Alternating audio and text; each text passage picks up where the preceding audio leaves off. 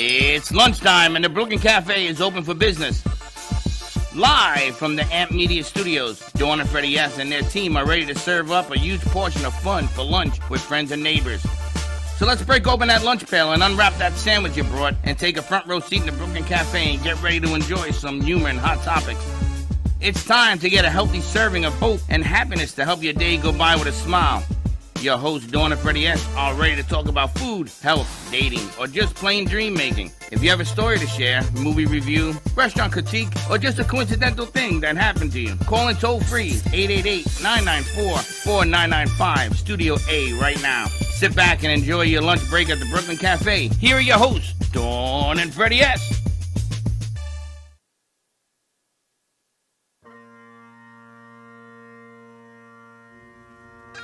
In the calm of early morning, when the day begins anew, we pause to reflect.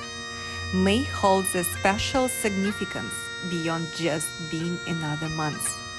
It is time for solemn remembrance, gratitude, and honoring those who've made tremendous sacrifice for our freedom.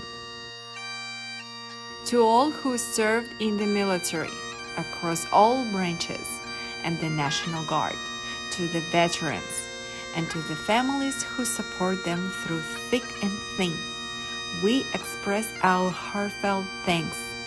Your courage, sacrifice, and unwavering dedication inspired us deeply.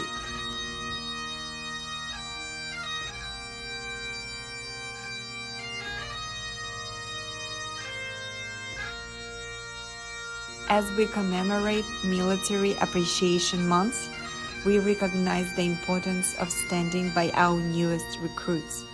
Those brave individuals venturing into an unknown, responding to duties called with determination, deserve our utmost respect and guidance. Equally important is our commitment to support those actively serving in the Air Force, Coast Guard, Army, Navy, Marines, Space Force, and National Guard. Whether deployed abroad or stationed at home, they carry out their duties with honor and integrity. It is our responsibility to ensure they have the resources, care, and unwavering support necessary to fulfill their missions. So, as we observe Military Appreciation Month, let's unite in gratitude and solidarity. Let's honor the past, support the present, and inspire the future. To all who serve, have served, and those who stand beside them, we extend our deepest appreciation. Happy Military Appreciation Month.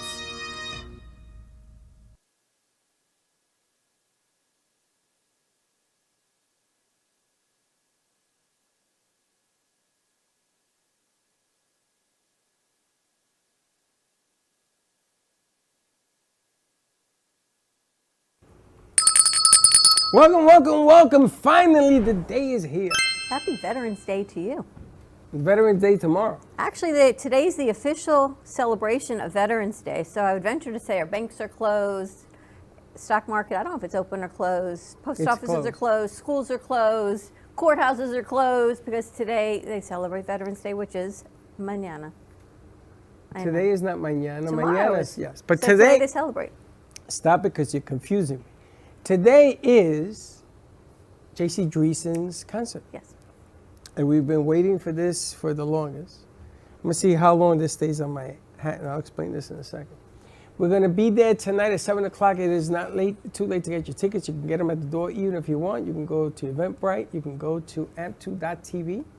Events.amp2.tv. Say it. Events.amp2.tv. Or Eventbrite or Movies of Delray, or come on out and just buy your tickets there on site. Easy. We're going to be giving away some prizes. There are going to be cruises. There are going to be restaurants. There's going to be all sorts of stuff that we're going to use to bribe you to come. I am in charge of those again. No, she is not. You'll be Absolutely not. We've got gift cards from Pizzeria Sophia. We've got Margaritaville cruises. We've got a lot of stuff. Tickets for Movies of Delray, I'm assuming. Absolutely not. You're not going to be in charge of that? How you feeling? Tired? I'm not tired. I got my second win. I got my You still got the paper on it. No, this is one that was damaged, and I put it on as an extra, so I got 4. Did you really? Uno, dos, tres, cuatro. I changed my patches up today. I'm wearing the peace patch for calmness and the It ain't focus working. patch. It ain't working. I'm very calm No, today. you're not. And the focus patch. It ain't working. More to come. They're not working. They are working. You We've are got all a over the great, place. wow. All I can say is last night we got to go see the, I guess, screen test premiere. It was not an opening because they're submitting it to festivals around the world. Yes. Peach Wine, created by 4 members of our crew. And what an honor it was to actually walk in. When I walked in and I saw Chelsea interviewing, because I know she's not part of it, just the fact that they all came together as a family and a community to support each other actually brought tears to my eyes. I know I'm such a girl. But to see how they all worked together, and Josh did the graphic design, and Nikki and Grace and all her amazing cast and crew. They had about 175 people, I think, there. Concessions were flowing. Peach wine was flowing, except for G-Man, who got peach apple juice or peach juice. I don't know what he got. 183 people. Right? What a great event. I was exhausted. They had to be totally exhausted, which is why we had no morning show, because our crew was out at a cast party last Yeah, night. we had to give them, they went to Fat Cats or something. And that's living proof right over there Who, Kennedy's the fat cat? of what you look like after Fat Cat. The interesting thing is the peach wine had a label. So I think that should be Josh's label. Josh, that was I'm your calling label it you put Peach together. wine label. You did a nice job. You saw what it said, bare hand? It said peach Moscato? Moscato. Moscato? Yeah. Yeah, but it was bare hand instead of barefoot. Yes, that was very funny. Where'd you Because get the I didn't bottles? realize it. They're Where'd you get those? ingenious. They took wine bottles of peach wine, of whatever. They took the labels off and they put the new ones on. Ah, that was funny.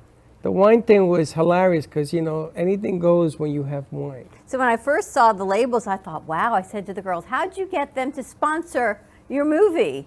And they said, Josh made the labels. And I realized he took another wine and he changed it to bare hand, and same type of theme and same type of everything. But Josh they is look in- fantastic. Ingenious. Now you're in the wine business. But the most fun is actually watching a movie premiere with G-Man. No. So he's sitting next to me. And so it's G-Man, and then the whole crew's to the left of me, and then there's a row in front of us, and Andrea, and we're in the very, very back. And I've got G-Man running commentary on a play-by-play. On everything. He's Yo, like Howard bro, Cosell. I'm here. I'm auditioning from the Q&A through the entire 30-minute. We should have recorded him. Why? Because I it's get a rerun. hilarious. Jesus Christ Superstar. I heard him. This time I got to sit next to him to hear. I'm like, I'm going to take this with me. He said, G-Man, stop But he's it." so funny. He's hilarious, but everything was a commentary. And he's sitting next to Jalen. And then he found out that Bacardi actually has Bacardi in it. So not 1, 2, I don't know how many Bacardis. Let me tell you, he would go and get He the had 4? Bacardi can. He would go and get the Bacardi can, go to his car, and pour something in it. So he reads the can and says, wait a minute, this says 6% Bacardi. I just added another 15% tequila. So I have 21% of alcohol. This is amazing. I mean, he's having a whole conversation with himself. Truth. Right? True. And everybody's laughing. I mean, I felt bad because there were people. I don't think anyone heard him up in the front, though. They all Kennedy, heard him. did you hear him? He was sitting right behind you. It was hilarious. But what a great event. I'm so proud of all of them. And when you asked for all the crew from AMP to stand up, I thought, wow, what an honor it is to be among such great young minds. I thought you were going to beat me to that. I said, let me not say nothing because she'll beat me to it. No, that was definitely a dad line. You're definitely the dad of this whole It situation. was honoring everybody. I told Nikki, get up, you family too. Absolutely. But that's what it's all about. It's all about appreciating the moment when you get there. You got to meet Abuelita. Yes, I did. I got to meet Abuelita and Abuelita. There were 2 Abuelitas, one in English, one in Spanish. She's like, tall white man is my dad, and this is Abuelita on my mom's side. She's hilarious. Family, all the families were there. We got to meet Peachy, which is Christmas tree. Got to meet her. We got to meet her mom and her brother, which was really nice. They Really came cool. into the studio today. So a lot of great things to see the crew come together. Gretchen was there. She wrote an article about it. She even asked a question in her Spanglish. But, you know, she doesn't go to FAU, and she's not a part of this film crew, but they all came together. Yeah. Just got to make you Shorty feel proud, also right? joined part of the crew now. Yeah. So they're all getting involved. There was a spectacular night. And the funny thing is that they're never going to forget that for the rest of their lives, because the strike with the actors ended yesterday, Right. officially. And that's the day they're going to remember when they opened up their debut for their deal. So you sit back and say to your kids, you remember when the actors, they went on strike, and on that day, this happened. And they're never going to forget that, because there it is on the screen. You get to see yourself on the screen. That's an amazing accomplishment, man. Were you so proud? I was. I mean, think about this. Look at how many people you know, and how many people you know have been on that screen one time, just once. And I bet you're going to have a hard time finding anybody around you that's done it, even if you're in California, because not everybody gets on the screen. So, proud moment. Great event. So congratulations. I think they're trying to download some pictures, but Grace sent 405 of them. So it's taking a little bit of time to download them. I said, could you send some content? So she sent her entire file of. So do you see what I'm wearing here? Yeah, Gypsy Soul. She had a great show last night. What's this? Gypsy Soul. I'm wearing her patch, because if I put it on my shirt, it comes off. Her new stickers, yeah. Her new stickers. Good show. She was dancing the bachata one? I got to tell you, I really have a huge appreciation. I got to hand it to Denise, because she came here one day as she wrote 2 books, and she came here as an author. We interviewed her, and her personality was so amazing. We said, why don't you have a show? And she said, okay. And within 24 hours, she had a show. And she started, I think, the following week. She airs every other Thursday opposite the Artist Loft, opposite Frank and Rich, is Gypsy Soul. And she's booked, I don't even know through how long. And she finds a way, and she makes it work. And her shows are always great. So yesterday she brought in Fred Astaire Dance from Wellington, and she danced with her dance partner. She did the bachata. And just the courage, and to watch her grow and have the confidence to get up in front of all of her viewers, because she is the #1 show on AMP Media's network, and do what she does, just shows you anybody can do anything if they put their mind to it. Impressive. She just said, let's do it. And no fear. She said, let me go forward and do this thing. And she's a teacher. She's a first grade teacher, and she just loves what she does. And she's a hero. You know, she's a teacher. She's a hero. She teaches our community. And there's a lot of mixtures about whether or not teachers even get paid enough to do what they do.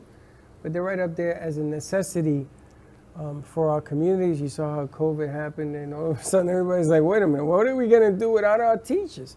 So maybe appreciations, but we do appreciate her tremendously. And I'm trying to keep her patch on just for this segment to let her know that we do appreciate everything she does. And this is a lady, and there's a reason that I even brought this up, is because we have another lady who was contemplating about doing a show also on her own. And sometimes you got to take a step forward to move in the right direction. So we're going to take a commercial break. We're going to come back and talk to Alicia. But did you know that the first bra was created out of a jockstrap? I'm still on that conversation.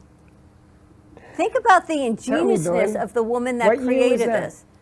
Like in the 1800s. They had jockstraps back in the 1800s. I think the jockstrap They had like was wacky made out of packs the or bra. something, wacky sacks. Because you can get 2 bras for 1 jockstrap. No, they had to come up with a way to hold the girls up. So they decided if it holds the boys, it could hold the girls. Do you remember Seinfeld? The funny thing is, you only need 1 for a guy. That's how it shows you that women are double the trouble. That's right. And then men have to endure pain. Because it ain't fun. Do you know when I was coaching, I had to teach. There you go, the jockstrap bra. Fun fact. What the hell That's is that? hilarious. When I was at University of Miami, you know, it was like Suntan U back in the day. One of the things they would sell at the bookstore was all the kind of merch and clothing. They had a pair of men's tighty whities. So imagine this, right? Tighty whities that you would wear upside down. So the crotch was cut out for your head. And then you put your arms through where men put their legs, and the waistband became the waistband here. So it was like an upside down tighty whitey crop top for the girls to wear. And of course then it said First of all, Canes on it. impossible to wear a tighty whitey on your body. No. The hole in the tighty whitey, but your no. head won't fit. Well, they made a You're talking special about hole. briefs. They put a tighty whitey. They made Impossible. they cut the crotch out, and they would put like a neckline. So You put wore your head, this? Sure. So you put your head through it, and then your arms went through the legs, and you wore it upside down as a crop top. If only I still had it. I'll have to find a picture of it. Can you envision this? I'm Yes. speechless. Why? You wore somebody's underwear over your Because it's all head. about the you. Yes. So another way, fun fact, that you could wear your Yeah, you boyfriend's guys clothing. made fun of me because I said that we should have a guys contest in here for guys to wear women's panties, and here you are Wearing guys tidy whities. That's number one. That just bothers me. Well, I think how cute it looks. That's disgusting. I didn't say they were used. You don't know if they're not. Recyclable. And you make a hole in the crotch to put your head through it? That's ridiculous. Well, no, it was already pre-made, so it looks very professional. Tidy whitey dress. No, top. Top. It just was like, You remember Seinfeld when they had the men bra, the brassiere, the men's ear? It was men who have breasts, so they made a men's ear, and they used to squish you, and your brassieres, your boobies came out of your neck. you had showed me a thing like that. A woman was like in this whole spank situation, and she sucked it all the way up, and her face was like that. That's right. That's why they tell you when you meet somebody at a club and you go into a hotel room, and she says, "Okay, stand back." I'm about to take down. People are still commenting on your post from the other day where you turned the lights out. So this is just a whole nother level of that. Oh, come on. I'm not the only one that ever says that. Every guy I know says the same thing. I don't there think ain't so. enough bags. On that note, we're going to take a commercial break. More to come on the but other you're tidy side. whitey, it's okay. Me, I tell you something about the bags, You and got it's to a keep the problem. lights on, yes. Really? I could use a tidy whitey. Just don't make a pocket. Probably, you'll probably scramble yourself. More to come with our neighborhood health and wellness show. And then we've got, oh my gosh, the director and producer of American-ish coming in studio because a special premiere tomorrow night at Movies of Del Rey at 7:30. So more to come on our 1 o'clock hour on that. Stay tuned, and we'll be right back. Amp Media Productions proudly announces Music Nights. We invite you to a 2-night concert event, November 10th and December 1st, starring J.C. Dreesen with her Salute to the Veteran. And True Oldies, the greatest Fleetwood Mac tribute band on the land. For more information and to grab your tickets, head over to events.amp2.tv. That is events.amp2.tv, and don't be late. AMP2 Media Productions, in collaboration with True Oldies Radio and Comcast TV, bring you the opportunity to spotlight your business on Monday Night Football on ESPN. By targeting your preferred Comcast region, your commercial will be spotlighted during NFL and NCAA football season, reaching over 1 million viewers. Let AMP help you amplify your impact in the community. Contact us at 866-224-5422 to create your own commercial today. Do you have an idea for a show or a podcast? Do you want the opportunity to be on TV? Amp Media Productions is partnered with True Oldies Real Radio Station and powered by many online platforms such as Roku, Facebook, YouTube, and even Amazon Fire to help amplify your impact. Do you want your voice to reach a wide audience? Call us today at 866-224-5422. Le Sorel Restaurant, home of the authentic Italian tradition, offers a large menu that consists of seafood, steak, homemade pasta, brick oven pizza, and homemade desserts including a wide wine selection. We also have the best bar in Boca Raton with delicious cocktails, homemade limoncello, cappuccino, Italian espresso, brandy, and other specialties. Open every day with a lunch and dinner menu. For more information or to make a reservation, contact lesorelrestaurant.com or call 561-235-5301.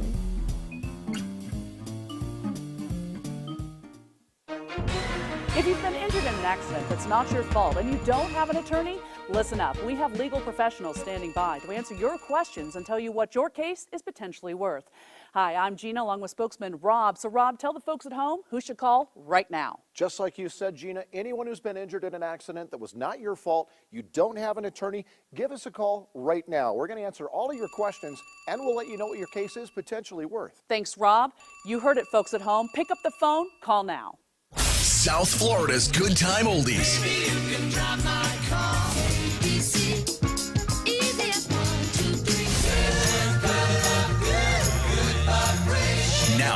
and Delray Beach have their own oldie station. Catch us on 95.3 FM. It's the greatest rock and roll hits of the 60s and 70s. On South Florida's Good Time Oldies, 95.3 FM.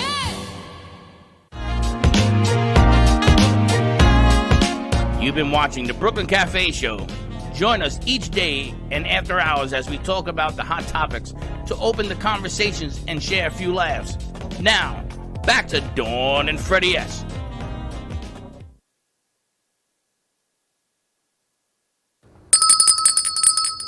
A lot of people are commenting that they want to send you their underwear. Clean? New? They didn't mention that. So. And I think Black Friday sales have already started, so instead of sending me your underwear, we should send them to our troops for overseas. Christmas, you want me to get you a bunch of underwear? No, then we should send them to our troops overseas. Do you know the hardest thing? Don't soften the bit. No, I want them for let's answer Do I one want them to question make at my a own line of time. clothing? No. But we should send them to our I think veterans. you should wear them. I think, and then we could put sponsors' names on them. Sponsored by? No. Eat at Joe's. No, we're a family-friendly show. That's family friendly. It's food. It's Freddie friendly. And Listen, you brought it up, not me. Freddie friendly. But I I'm would never excited. wear women's underwear. I'm sorry. You would not. That we have our good friend Alicia Serrano? Serrano? Carreno. Really? It sounds like a hard C? I like it. Sounds so very Italian. So very Italian. Yeah. So it's Carreno with a C, but it sounds like a K. You Just gotta grab talk your into mic, your mic. Alicia. Oh. That one So- up there. So we met Alicia and her sister Priscilla of Sea Sirens a few weeks ago through our good friend Frank Ruffolo and Richard Sosa of the Artist Loft. And she's so theatrical, she thought maybe we should create a show around her about a neighborhood. And as a yogi and an esthetician and all things health and wellness, we thought, what a great idea to actually not only do our community at large, but to break it actually down to our closer neighborhood. And then you can go like the Boca neighborhood or this neighborhood or that neighborhood, but it's all part of the community. There's all these different pockets of neighborhoods. Make your neighborhood come to life. Right? I love that concept. We used to in the Bronx, we only had neighborhoods. We didn't have, like you have here, like it's Boca or you have Delray and none of that. In the Bronx, it was Popham. That's it. Did you call it a neighborhood? It's funny, I don't hear people even use the word neighborhood anymore, but I love to kind of old school bring it back again. So what are your thoughts on that, Alicia? You know, I'm a great believer that where we're living now, it's getting smaller and smaller because the population is growing, but I've been in Boca Raton since I was a kid, and it's been growing and growing and growing, and I'm a great believer that, you know, love thy neighbor sort of concept. And growing up with Mr. Rogers' Neighborhood, for any of the viewers or listeners know about this, and his co-concept about, you know, love thy neighbor and be good to one another, and the whole beauty behind it all. And it also sticks with the concept of wellness. And let's take care of ourselves so we can be good to one another. Because the more we are good to ourselves, we are good to others, and vice versa. When you're good to others, you're good to yourself. So that is my concept. And then because I am an artist, aka con artist, because that's what it is when you're in theater or the films and music, I want to bring a little bit of that, a little bit of comedy and humor, because you know what? Ultimately, that's what it's all about. I want everybody to feel comfortable and bring everybody together. So do you consider yourself a comedian? Or do you consider yourself an entertainer? Entertainer. So you do a little bit of everything. I do. You told us you were at Black Box and you did the Vagina Monologues and The Odd Couple as well. Couple. Yes. Now, who did you play in The Odd Couple? What was her name? And that was an all-woman cast, right? It was an all-women cast. So were you Felix or you? Oh, no. It was, you know what? It was funny because it was a group of about 4 women. It's been a couple of years since I did. I think it was about 2 years ago. And I forgot her name, but I played the one who it was rewritten because it was made for stage. So it wasn't completely off of the television show, as you know. So I played like the airhead one. Oh, so I wouldn't know that one. I don't know who that is. It's got to be Oscar. But there were 4, so they rewrote it for the stage for women. So maybe it's just a whole they had, different. like, different people? Guess they had different people. And I was always like, duh. So you know, were like airheaded? I was an airhead. What do you think? I have to ask you a question though. What do you think about women who play that role, do you think you get stereotyped as that's who you are? What do you mean? You mean Think about typecasted? it as an actress. If As you an play, airhead. if you play the airhead, does that become like when the guys play Sopranos or the mob guys? Of That course. becomes their niche, right? But that's almost like a cool role. If you're a female and you're playing always the quintessential Suzanne airhead Summers. or the quintessential blonde, Suzanne Summers. right? Well, they And she were- took it all the way airhead. to the bank. Yeah. Well, there were 4 different women, and each one stood for a different kind of role, different kind of character and personality. I was casted to be the airhead, the bombshell airhead, sort of. You know, if I get typecasted, not necessarily. I've played also the mafia's wife. You know, You're good with that. I've played just different various roles, and like look at the vagina monologues that I did. I was actually the host for that production, and that was a very serious production because these are real life stories or inspired by life stories of these women, and it has to do with everything. It's not family friendly, so I won't get into it. Would you have a problem playing an airhead and being cast as an airhead? No, but I just wonder as an actor if that typecasts you of not getting other roles or not. It can. It can. Look what happened to the one that played The Exorcist. Linda Blair? Blair, at the very beginning, she couldn't land a job because she was so creepy in The Exorcist, and people died. 21 people died making that movie that it took a long time for her to get any work. You know, so I'm wondering, you know, as an actor, what that's like if you get typecast as you're the rom-com person, or you're the Suzanne Summers, like the Chrissy Snows, right, who she played. Chrissy. Meanwhile, she took that all the way to the develop a bank. whole line of everything she did. Became well known because of it. Right. And some of the mobster figures that they have, some of the guys that does some of the movies. What's his name? I think he's 78. De Robert Niro. De Niro. And he's still doing. He just had a baby. Yeah, how is that even possible? Let me explain to you, Lucy. I don't understand how it Come still to the board. Let me show you how one works. thing works. Well, because he wears panties on his head and he has a double jockstrap. I don't understand how that still works in your 70s for men. What do you mean how it still Not works? that how it works, but it do you works mean? and it's Excuse me, function Lucy. and it functions. What the hell is wrong with you? Like it's still Men don't viable. stop See, functioning. we do not Well, we're not capable of really doing that after a certain Unfortunately, your age. piping, they shut it down. You know, it's The like there's the no more- reproductive situation for women does not work after a certain He age. must have find. Well, how old is the woman that had the baby? 46, 43, something. Yeah, but No, like much younger I than think she's that. like even in her 20 30s or maybe. something. Well, yeah, I because thought he she got was- it like that. Yeah. Well, you know, and as a matter of fact, I think we're in an era right now that I'm seeing a lot of older men with younger women. Again, there's like a new wave of sugar daddies because But he's not a sugar daddy. He's Robert De Niro. He's Robert De Niro. De Niro can have anybody. So he met this lady and she said, let's have a kid. And she said, yeah, that's business. That ain't sugar daddy. But isn't sugar daddy a business? No, sugar daddy means I got to pay you for some of the delicacies. No, that would be called prostitution. No. not when you are doing it sophisticatedly. You're not hiring for a white night stand. This is a relationship. A marriage.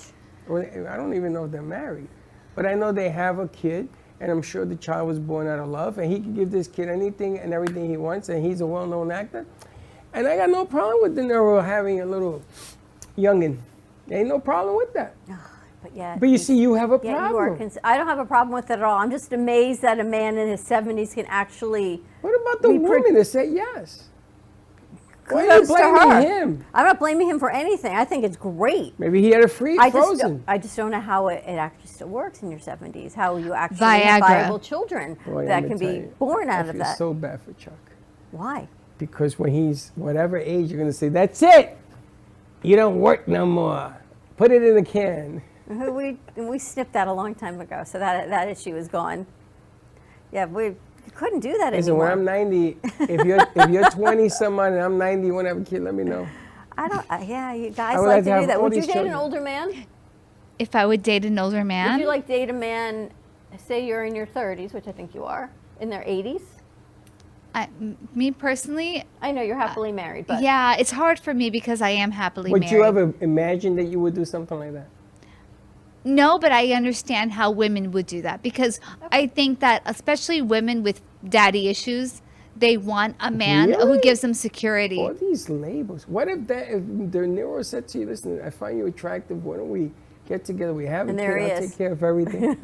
You wouldn't marry a famous guy like this? No. If you weren't married? If I wasn't married? Yeah. No, I don't think I would. But I would love to be in one of his pictures.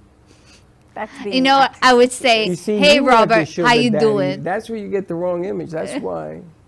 Would you marry a De Niro if you weren't married to Chuck? Would you do it? Maybe if I found him attractive and we had a great relationship. Don't and complicate the all of question. It's that. yes or no. I would find him attractive. I'm asking you, would you marry? You see what he looks like? Would you Oh, marry? I would. His looks Man, are fine. I would marry him. Yeah, why not? De Niro, call me, baby. Why not? It's Robert I De find Niro. you any kids It's like, you want. why not? You know, but I can't have babies, so that What's part a of it's famous over. older Madonna? It's like me. Would I Look marry? at Madonna. I would marry her. She looks amazing. Look at Jennifer Aniston.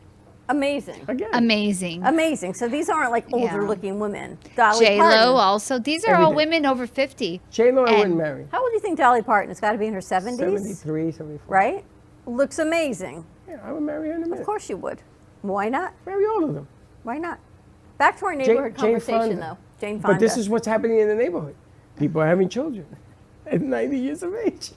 You know, it's funny. Welcome I moved to a the different- neighborhood. I'm married. I moved to a different neighborhood a few years ago, and it's very different. It's a very different neighborhood. I'm only a mile away from my old house, but the neighborhood itself is different. It's still the community of Boca, but the neighborhood, the people, just a different sense of people. It's interesting when you just move yourself to another house in another area. It's all different. I moved 16 times Wow. because my mother wanted to move out of the element. And we always moved to Greek or Italian or Jewish neighborhoods. And Mrs. Culture. Freeman, A lot of culture. Culture was very important. Yeah. My mother wanted to make sure that we had culture. Mrs. Freeman, which I talk about a lot on Popham Avenue, she's the one that helped me establish my very first lemonade stand. And she said, Freddie, this is the way you do it. She gave me a Very cute. back box of marbles. She says, I'm going to teach you how to play marbles because, you know, you have to have a little something to do downtime. That's very cute. It's true. Wow. I made $25. Another story by Freddie. But it's true. It's a true story. Oh, at And I least- moved to many communities because it got crazy. And then the gangs took over Popham and we didn't. And you moved again. We moved to Manhattan. Did you? Yeshiva University, 186th Street. Lower Hill Terrace. My sister's still there. And you moved again. So what type of things would you want to highlight on the neighborhood show? Everything, a little bit of wellness, a little bit of beauty. I'm a yoga instructor as well, and I'm an esthetician by trade. So, as well, I want to incorporate a little bit of humor because we all need to laugh, don't we? Yeah. And I want to incorporate all these elements because I want everybody to feel like they are welcome to the neighborhood. And that's what it's all about. And as I said earlier, it is like Mr. Rogers' Neighborhood for adults, but not like the adult content. Like, it's not like that weird, but you understand. Like, it's. I have this concept in my head where there's a neighborhood and there's a store in everyone, like a bodega, which is one store. And then you have the laundry. And then you have different stores on this neighborhood, and everybody, there's an owner, comes out and they come on her show. With that said, I would love to hear back from the viewers and see what they think. And that's something that we can look into it. It's interesting. Neighborhoods have a lot of different definitions. I'll never forget that guy taking off his shoes, his slippers, and putting them on. And we were talking about that in the back. And I used to do that with my mom. I says, Mom, look. And she says, what are you doing? And I says, I'm doing what he's doing. He's doing it on TV. Why don't I do it? And the guy who used to deliver the mail on that show, a lot of stuff used to happen, a lot of definition. Now think about Mr. Rogers, right? His whole show promoted inclusion and equity and diversity. Things so simple, but yet here we are again now trying to promote all of the same things and all of the people that were not included then but want to be included now because people have changed. Or not, people haven't changed. I think they're able to Communities have come out changed. more of who they really are, and people don't have to hide who they are. They're That's able because to it's cell phones. acknowledge. Your 4-year-old now gets a cell phone at 5. In kindergarten, you have a cell phone.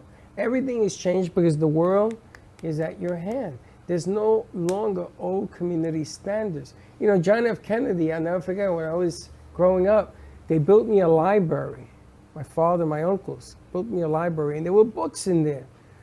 I don't know where the hell the books came from, but my parents used to say, if you ever want an answer to a question, look it up. And that was the John F. Kennedy theory, and somebody taught them that, and that's the way I was taught. So I used to squander and look for books and everything else. Now you go, hey, Siri, tell this is it. Now it's Google.com. Everybody's like, I gotta Google it. I gotta Google it. How do you change the oil in your car? YouTube. It shows you how to do it. Gio tells me that. Let's change the brakes on your car. I says, when the hell did you learn how to change the brakes on my car? And he goes, watch. And he goes to YouTube. YouTube. Yeah. It shows you how to do it. But you know what? That is where the generations has gone. That's the evolution of the generations. We are in a very virtual era, you know, if we like it or not. And that's what because AI now is such a big thing, and we're all very scared of it because it's foreign to us. But my concept of it, and I'm sorry, I'm ranting onto a different topic, but because AI is something that if we like it or not, it's going to be there. And so we need to take ownership of it so we can be better qualified to handle it. Because if there's no regulations, there's going to be chaos. But I like AI. I wrote a beautiful love song using AI. Did you really? Yeah. Do you want to serenade it? I don't know. I gave it to singers. And one guy turned it into a cowboy song, a Western. What is wrong with you? But how cool would it be? Because you live right in this neighborhood. You could just go up and down this street and say, all right, here's the window tinting person in the neighborhood. Here's the oil change mechanic. Even the simple things. Here's the T-shirt printing company in their neighborhood. I'm just thinking about stores along the way. And there's a bunch of them. I walk it every day. Here's the spa in our neighborhood. That's right. That's what it's all about. And you come in, they do a quick little segment, sponsorship, whatever it is, and this way people know who's in the neighborhood. There's about, 30 car repair places around this whole back curve here? Find yourself somebody that wrap your car, little barter, and when they see you coming, and the camera's like inspect the gadget. The cameras come out of the car, the lights come out of the car. There's also, what's it called, Krav Maga? Is that what it's called, Josh? Krav Maga? Something like that. It's a fighting technique. They're right next door also. So and there's a spa, Maui Spa, down the street. There's Cose Ducci, which is an incredible bakery of Italian bakery. There's so much. I'm speaking of Plum Plaza. Are you familiar with it?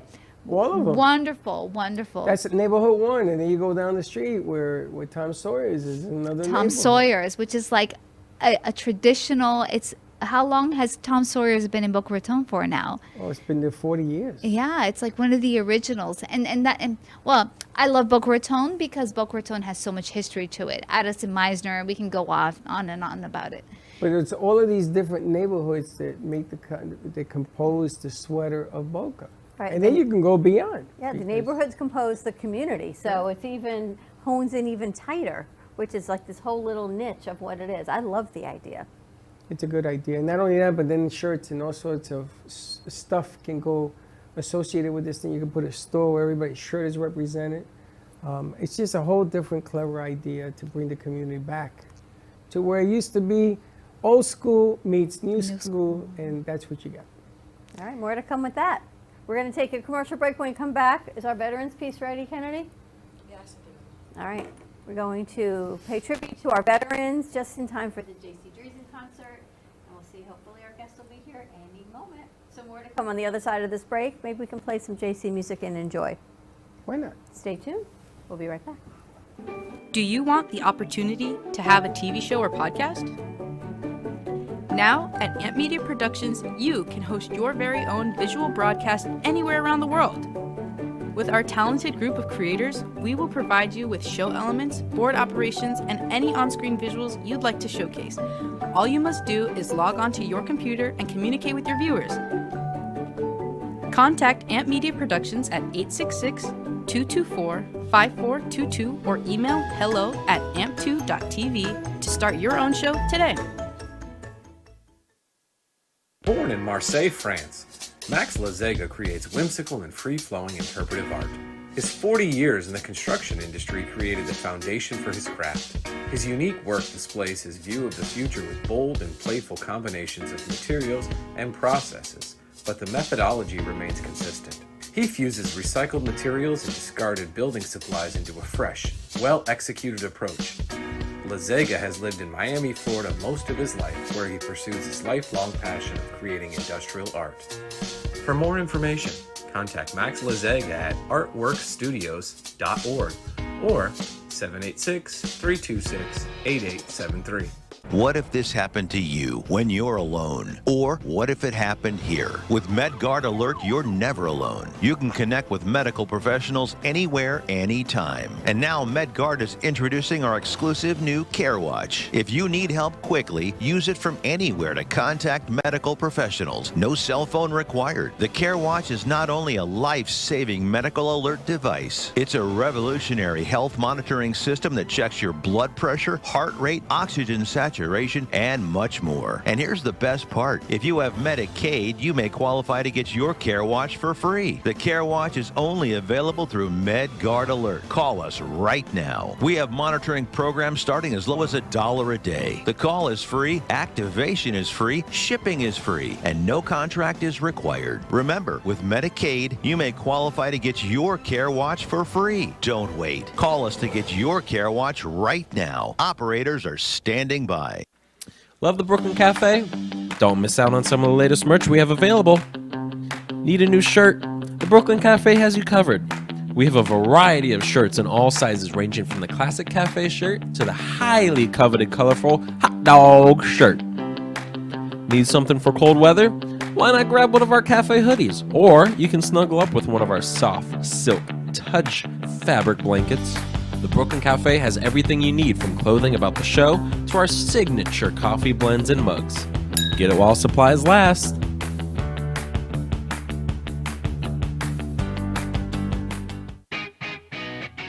Amp Media Productions is excited to announce our expansion into North Miami. With our experienced team of radio and TV professionals, we are dedicated to bringing North Miami the highest quality audio and visual production services. Whether you need radio or television commercials, podcasts, music videos, or audio and visual storytelling, we can provide the solutions to help you reach your goals. Our team is reliable, innovative, and creative, and we're ready to help you develop the perfect product. With our competitive rates and personalized service, you can trust that your project is in the best hands. Contact us today to get started on your project. 866-224-5422.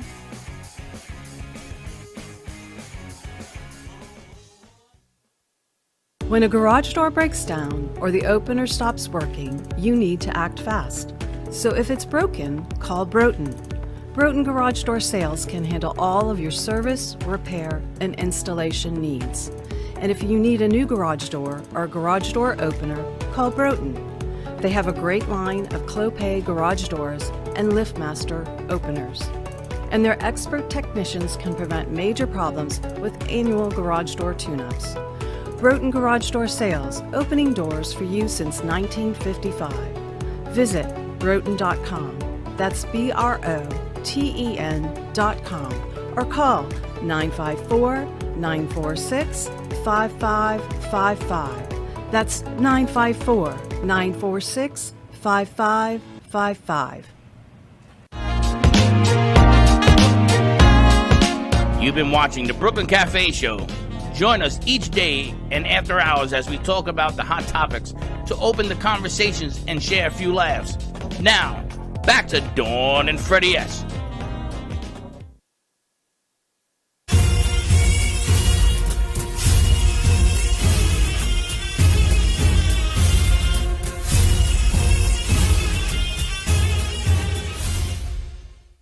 On November the 11th, 1620, the Mayflower Compact was signed by the Pilgrims aboard the Mayflower at Cape Cod, in what is now Massachusetts. This event is one of the most significant in early American history, as the Mayflower Compact is considered the first framework of self-government in what would later become the United States. The Two Towers was published on November the 11th, 1954, marking the second installment in J.R.R. Tolkien's monumental The Lord of the Rings trilogy. The book picks up the story after the events of the Fellowship of the Ring, continuing the quest to destroy the One Ring and the growing threat of Sauron's forces. Great Balls of Fire by Jerry Lee Lewis is one of the most iconic rock and roll songs in history. Released by Sun Records on November the 11th, 1957, the single became a massive hit, selling over 1 million copies in just the first 10 days. Get Back by the Beatles was officially released on November the 11th, 1969, marking a significant moment in the band's history. It was the final single the band released before their eventual breakup in 1970, and it became one of their most iconic songs. Interview with the Vampire was released on November the 11th, 1994, bringing in Rice's best-selling 1976 novel to the big screen. Directed by Neil Jordan, the film stars Tom Cruise as the charismatic and immortal vampire Lestat de Lioncourt, Brad Pitt as the tormented vampire Louis de Pointe du Lac, and Christian Slater as the interviewer, Daniel Mala, who is documenting Louis' life story.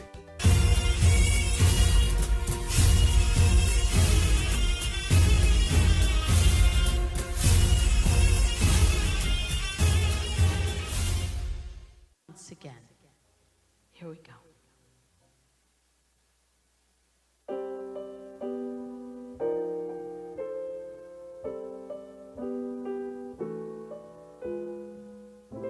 He's a fool, don't I know it?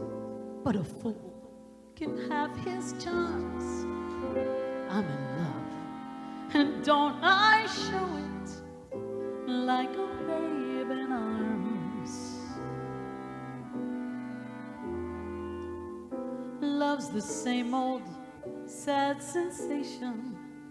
Lately, I've not slept a wink since this half-pint imitation put me on the brink.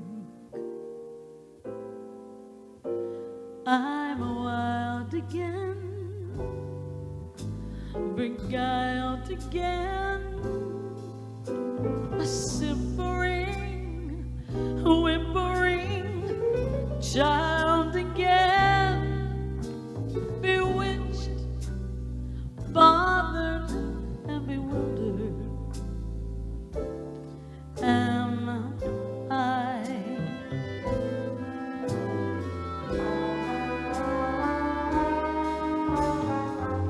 Couldn't sleep, wouldn't sleep when love came and told me I shouldn't sleep. Bewitched, bothered, and bewildered. Am I?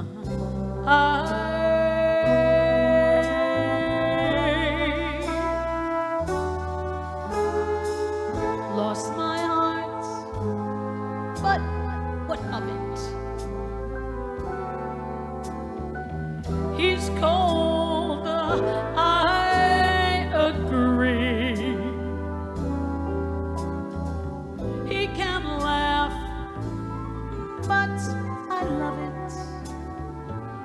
Although the laughs on me, I'll sing to him each spring to him and long for the day when I'll cling to him, bewitched, bothered, and bewildered. Am I? Well, maybe. Men are not a new sensation. I've done pretty well, I think. But this half-pint imitation put me on the brink. I've sinned a lot.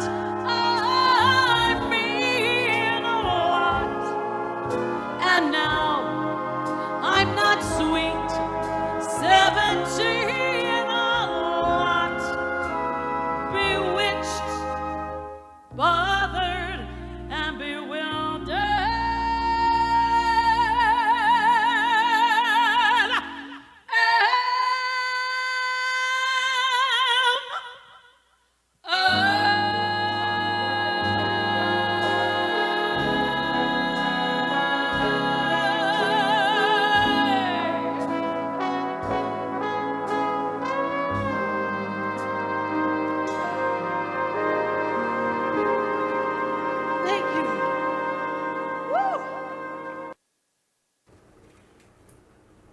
And we are back.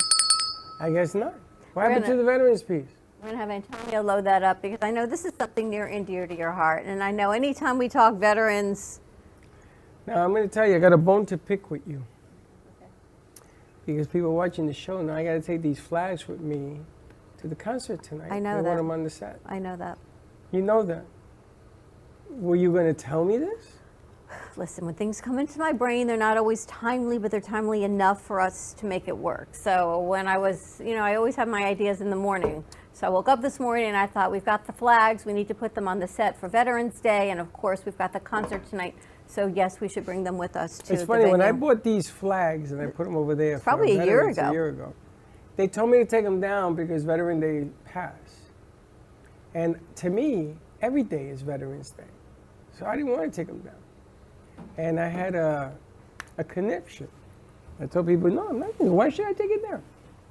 So it's kind of nice to see that people want us to bring them. So in my head, I thought it was really important to put them out today and to bring them for tonight. I'm just not sure how we're going to balance them, but I figured, just like how we got Mary here, if there's a will, there's a way. If there's a will, there's a way. We can actually put a rod on the top of them, but I'll show you. And our easels should actually still be at the theater from last night, so maybe we can use those as well. I hope they're at the theater. We did not take them, so I'm hoping they are still there. How many? I don't know. I know I brought one. I don't know if they brought any others. So we're going to figure that out as well. Again, tonight we're talking about J.C. Dreesen is going to be on the air at 7:30 p.m. at the Movies of Del Rey. Doors are going to open, I think, at 7, 6:30. We're going to be doing runway work and stuff like that. Get your tickets at Eventbrite or events.amp2.tv and check out what's happening there as well. And our guest is actually here. And then it's perfect timing. Josh, can you greet our guest, please? How are you? Perfect timing. Terrific. And Denise, I'm actually going to have you come sit over here. And then we'll put our guests over there. Antonio, do we have that veterans piece to play? I don't know what he said. He said no. He said no. All right. Well, hopefully we're going to have it tonight to play before the film I work. don't know what veteran piece you're alluding It was the piece that you put together for all the homecomings. Oh, it's on my email. Is it all put together? Yeah. All right. So that's the piece I wanted to play for today. Well, you didn't say that. Veterans piece. It What has- about that did you say? Has I didn't many say. names. See, I'm gonna join the boxing ring in your neighborhood. No, it's all good. Denise. Growing, huh? And let's see if we can get Denise and Mike out here also, because I want to talk to Denise is a new intern producer with the studio, and she's very quiet, soft-spoken. Actually, I'm going to give you Alicia's mic. There you go. Actually, I'm going to have you change seats with Alicia. We're doing this on the fly. This is when half our crew was out after an after-hours party last night and having them do their thing. You guys are good where you are. Yay, are we live now? We are live right now. We sort of roll and go as we go what we're going to do. But half our crew is out today because we had a late event last night, and the other half is resting because we've got a late event tonight, rolling into tomorrow night. So we're sort of roll as we go. But I wanted to introduce Denise Pastias before we get on to our American-ish storyline and say welcome to the studio. No, she's good. Okay.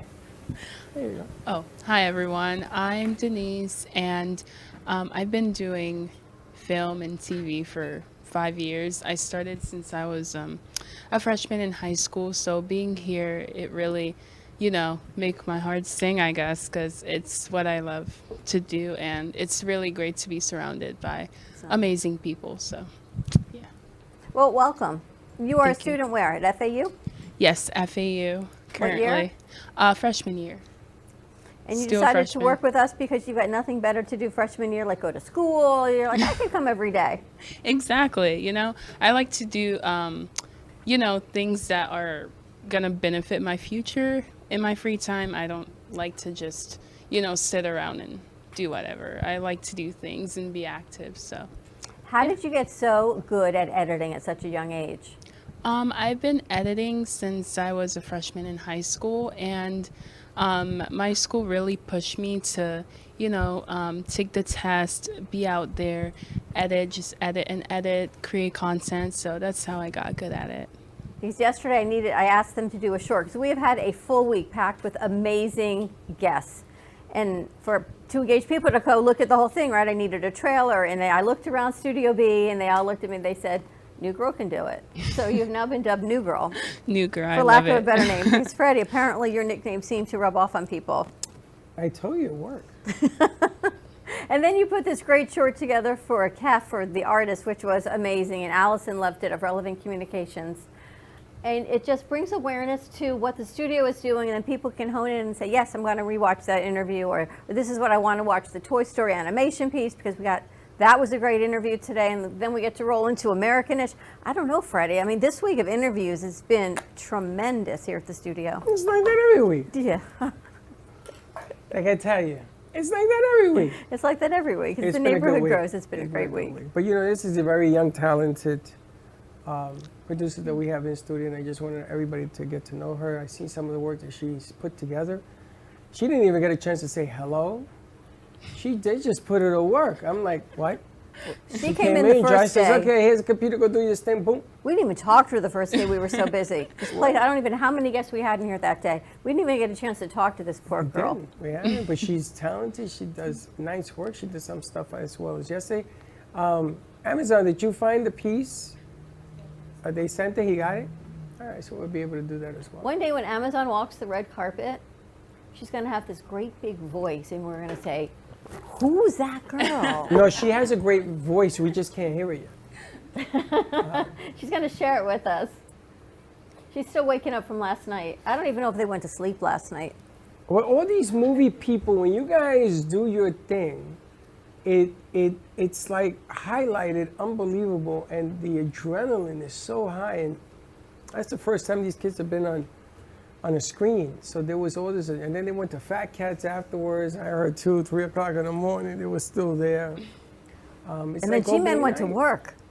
He works at Amazon till 11 o'clock in the morning. He goes from 1 to 11. And he sends me messages all night. I'm like this watching them. He says, don't do that no more, because I think something was wrong. He says, oh no, he sends me the little light thing. But what an accomplishment. You get to meet people, you get to talk to people. Our next guest we're going to be talking to as well. It's just a nice segue. Now this next story has so many different parts to it. But I'm hoping they have the trailer. Can you see if Antonio has the trailer? Because I want to roll into the segment with the trailer from Americanish while he finds that. You can set it up. Denise, welcome. Oh, thank you guys. Thank you. Oh, Denise is on too, Mike. Let's get another mic over here for her as well. You have the trailer?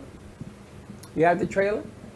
All right, so let's set this thing up. Royce actually set this accomplishment up, one of a few. And she keeps growing and going. She's had a busy week. She has Rosie, she's doing her 3rd episode on that. She has Americanish, and the interview and everything. This whole thing happened because she put it together. And we had Toy Story football on ESPN Plus was live, and the creators were on the set as well, all because of that young lady that's sitting there.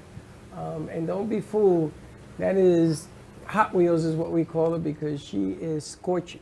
She does not stop. She doesn't. Oh. I don't have this opportunity. I can't do it. You can do anything. We thank you. And then you came yesterday, and then G-Man Josh puts her in the middle of the lobby. I said, I said, you do know she's in the middle of the lobby? He says, I know, I got you. I said, could we ask Royce to get out of the middle of the lobby before? If she was like, she was there and everyone's circling around her. 200 people circling around Royce yesterday. So you've done such great work, and I thank you for that as well. Thank you. And you've got Rose coming back in the end of the month to do another piece. You know, we met Rose, and because she's from Turkey, it never even dawned on me, no pun intended, to put you guys together until Freddie said Royce would be the perfect person to work with Rose. Because they're both from Turkey, they speak the same language, so there's no barrier. When she says water is wet, she knows what that means. I'm still trying to figure it out. So she's going to come back in and do that piece with us also. You want to set this up a little bit with Roy and before we roll the clip? Okay. So I knew Roy from my high school. Actually, we met in the career week. When I was in. Actually, I was graduated from high school at that time, but it was the COVID time, so we can connect with our career connection people in Zoom. So I attended the Zoom and we met in Zoom, and then now he's here. Yeah, just like that. And I think there was a few things between A and Z on that one. Yeah, there was a few things actually. Thanks for having us, by the way. We were so excited. And you know, I'm here with the director of American-ish, Iman Zawari. Hey, everyone. Who's also a Floridian. But yeah, Royce and I go way back, you know, to high school, and we have an age difference. Obviously, I'm the old man here, quite a bit. You are not an old man. You know, in the path, you know, let's say. But yeah, it's actually last time we did the live session. One of our teachers from school wrote to me and how emotional she was about seeing us years later, connecting in this way. And, you know, thanks to Royce, we were here, and you guys obviously too. So this is amazing. It's pretty amazing. We were talking before you came about neighborhood and community. And community is always community. And what I love so much about American-ish is you guys bring the community from abroad into the States, right? The diversity, the equity, the inclusion. We talked about Mr. Rogers' Neighborhood and how Fred Rogers did this back in the day, right? But he was just dealing with so many things that seem so basic now. Mm-hmm. Now it's so much bigger, but yet the concept is the same. And here you are in a bigger scope and a bigger level now, bringing it to the big screen for everybody to see. In the height of what we are going through right now in the Middle East, to be putting your movie out now, probably, well, you made it 10 years ago. It was nothing you ever thought about that here we go, right? In the middle of this skirmishes. Yeah. And Iman probably could tell us the story about how it started, but we never timed it to what's happening right now. It's a comedy, and we're torn about sharing it now as well. But Iman, tell us how it all began. You know, she's the mind You want behind to roll the trailer first? Yes, that would be awesome. Let's roll the trailer Roll the first. trailer. Set this up. You'll get a little bit of background, and then we'll And go you'll on. understand clearer. Mom, don't you want us to have more than this? Be something? Yes, but first you go and get married and have children. Then go, be whatever you want. Dude, I'm never gonna be able to afford my own place. Home's not that bad. It's a zoo, Mariam. What's the purpose of your visit? I'm here to find a nice Pakistani-American doctor to marry. Jeez, Mom, don't you want us to have more than this? Be something? Yes, but first you go and get married and have children. Then go, be whatever you want. Dude, I'm never gonna be able to afford my own place. Home's not that bad. It's a zoo, Mariam. What's the purpose of your visit? I'm here to find a nice Pakistani-American doctor to marry. Jeez, it's just a study group. The MCATs aren't going to ace themselves. I want to go to Harvard. It has the best PEDS program in the country. Hey. I gotta tell you, Roombas really freak me out. If you're gonna get a Roomba, like, just put it only in your room. Khala, these prices are ridiculous. We will pay you $24 for it. My daughters, they think they know everything best. You know what? I'm a grown woman. Boys don't like girls all covered up. You're never going to get married with that scarf on your head. I don't want to be with someone who doesn't get my values. Our country is being overrun by immigrants. You're working on the Douglas Smarts account. I mean, the guy is a racist. I got a call from the hospital. I'm gonna have to go in. You don't need to marry the first guy who shows interest in you.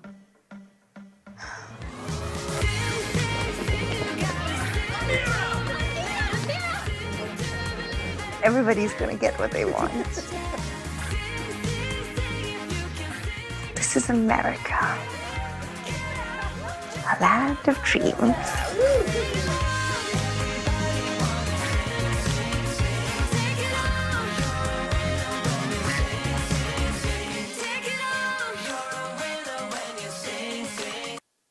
I saw that last night when we were at the movies at Del Rey. Played the trailer before the kids' short movie played, yeah. Oh, Because they invited all the kids. They had a full house last night. About 200 people strong were there last night, and they played the trailer.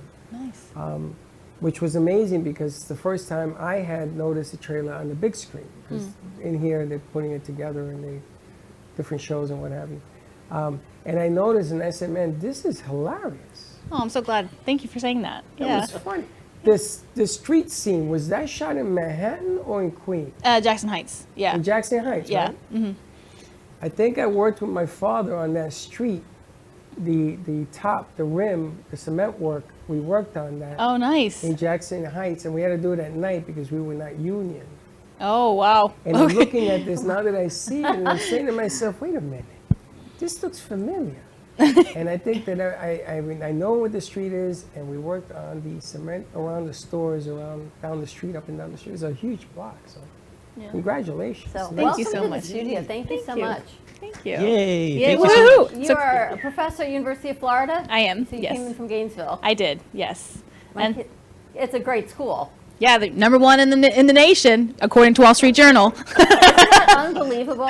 I know, it is crazy because when I went to undergrad there's no way I would have gotten in then, So, but it's I love it so much. I teach film production there, so I'm always in a place to create, so it's really great. So you're from Gainesville? I'm from Panama City, Florida. And then you went there for undergrad and decided to stay? So I went to undergrad, and then I went to FSU Film School for grad, which, is one of the top film schools in the nation. And then I went back to Gainesville. And then I travel, like, every weekend. I tour, like, with films and, like, speaking engagements and things like that. So I made the decision to stay in Florida because this is where my family is. This is who I am. But I do travel every weekend. Well, what's it like? And I'm just going to address the elephant in the room. Gainesville is in the middle of Florida, and it's got its culture, but it wasn't always that way, right? It's much more of a diverse school now than it was. To be accepting as a Muslim woman there, all dress hijab? Hijab. But you can just call it a scarf, yeah. Your scarf. Yeah. To be in Gainesville, not as a professor, because now you're in a level of appreciation and leadership. But as a student, what was it like? So, great question. Actually, Panama City, if you're familiar with that, that's actually where I was raised. And that's why I dealt with so much racism that's why I became a comedic filmmaker, because it was just so, like, blatant. Dave Chappelle always have a thing like, that was racist. It's like really comedic. So I use that. But Gainesville has always been the blue in the sea of red and has always been incredibly diverse. So even when I went down there for undergrad, I was actually the president of my Muslim Student Association on September 11th. Wow. So, like, I did have all of that, of course, but I was so happy that I was in Gainesville because it was a college community. It was very, very open-minded. But being in Florida in general, it is much more challenging.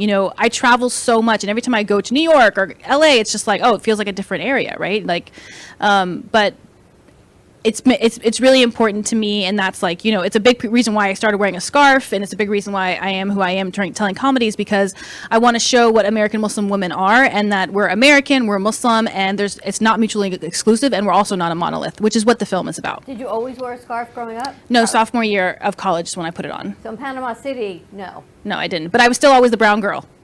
It was like I never even heard that term until last year. My daughter-in-law is Cuban. I said, they called you what?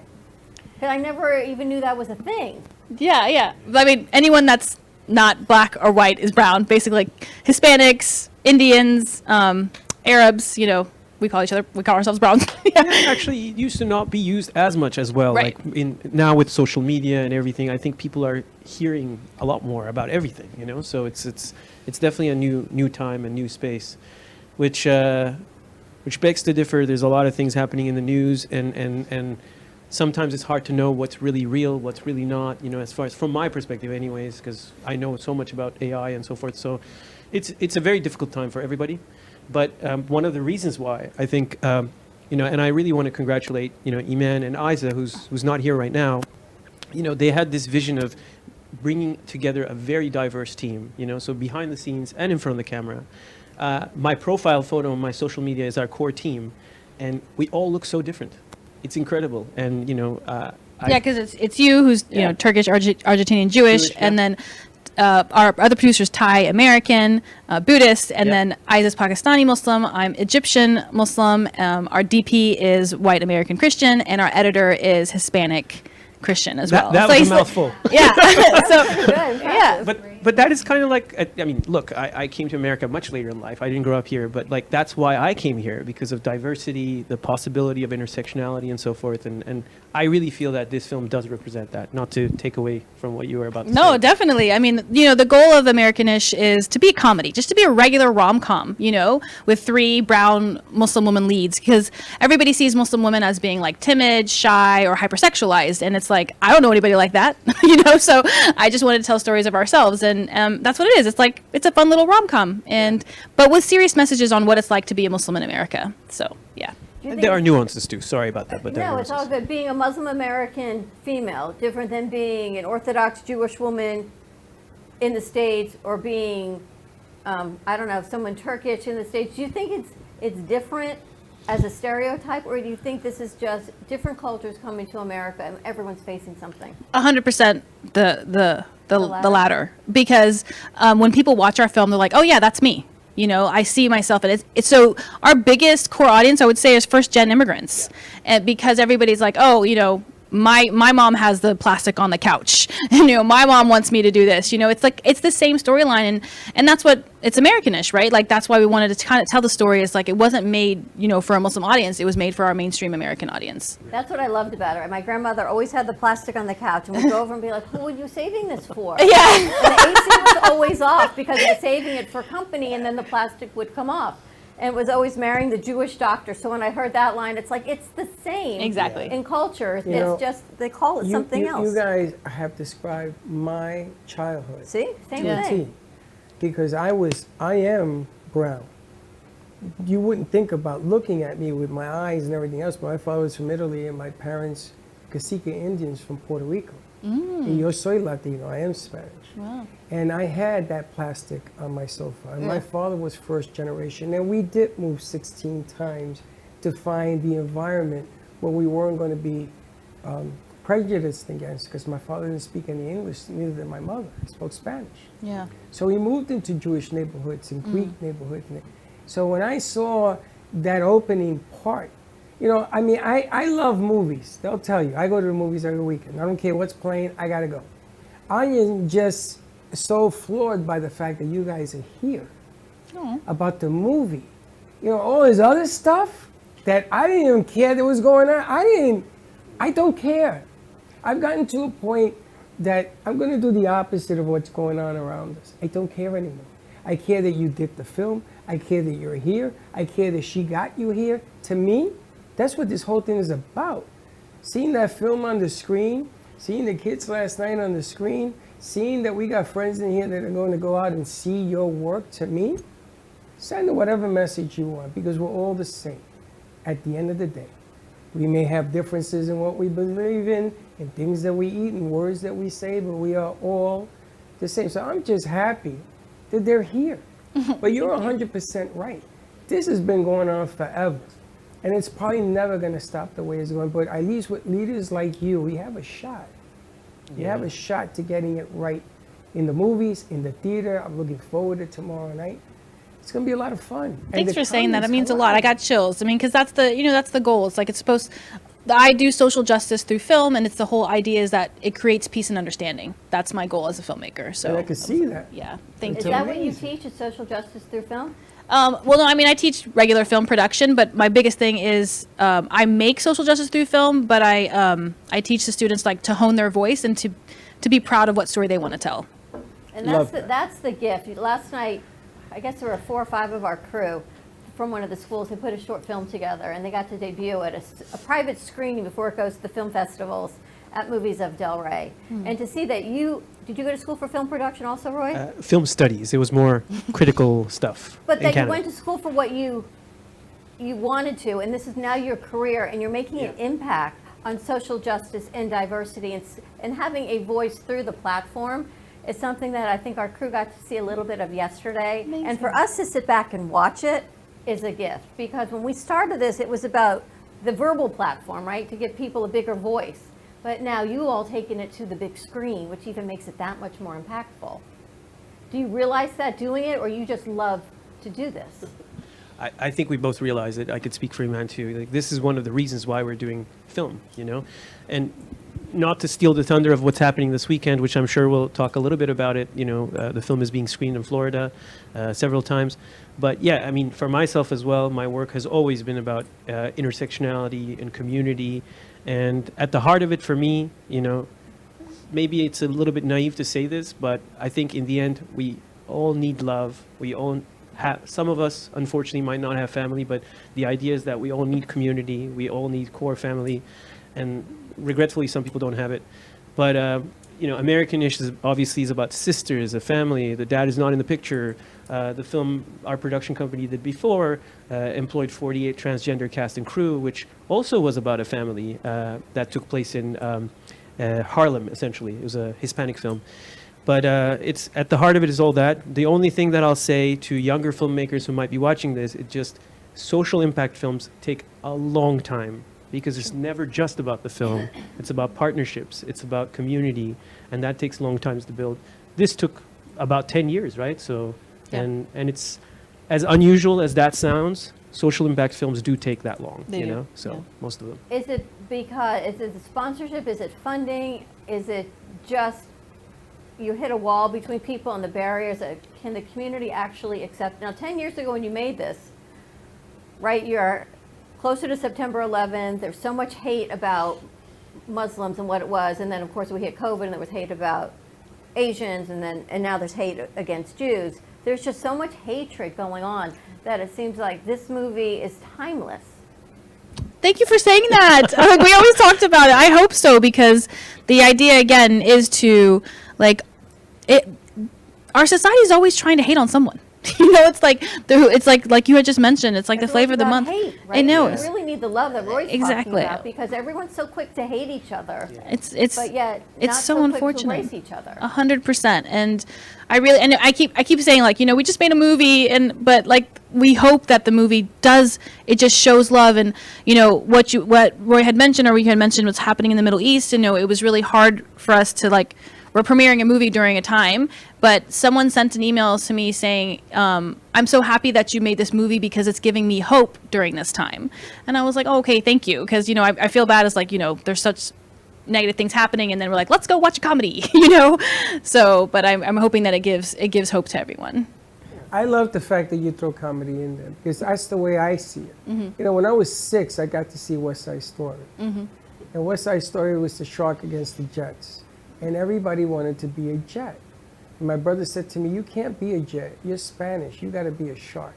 I mean, I grew up with that kind of mentality. I says, I could be anything I want. Right.